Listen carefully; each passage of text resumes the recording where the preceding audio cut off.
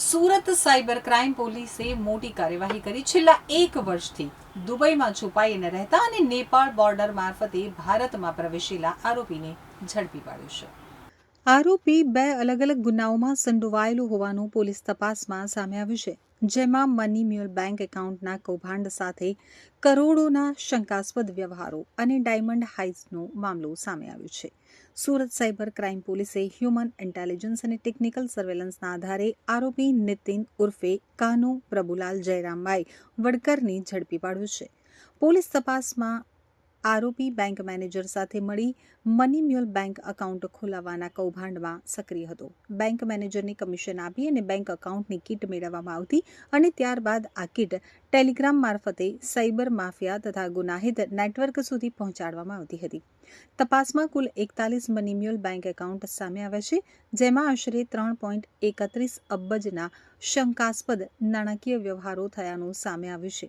આ એકાઉન્ટ અંગે દેશના વિવિધ રાજ્યોમાંથી એનસીઆરપી પોર્ટલ ઉપર કુલ 229 ફરિયાદો પણ નોંધાયેલી હોવાનું પોલીસ તપાસમાં જાણવા મળ્યું છે। તો આ ઉપરાંત આરોપી હીરાના વેપારીના નામે ખોટી ઓળખ ઊભી કરી ઓનલાઈન પોર્ટલ મારફતે વેપારીઓ પાસેથી આશરે 3.40 કરોડની કિંમતના ડાયમંડ હાઇટ્સના કાવતરામાં પણ સામેલ હોવાનું સામે આવ્યું છે। ટેકનિકલ સર્વેલન્સથી આરોપી દુબઈથી ફ્લાઇટ મારફતે નેપાળ પહોંચ્યો હોવાનું પોલીસને જાણવા મળ્યું હતું। ત્યારબાદ નેપાળથી બસ મારફતે દિલ્હી અને ત્યાંથી અમદાવાદ તરફ આવી રહેલા આરોપીને સુરત પોલીસ ટીમે વોચ ગોઠવી અને ઝડપી પાડ્યો હતો। પોલીસે આરોપીની ધરપકડ કરી વધુ તપાસ હાથ ધરી છે।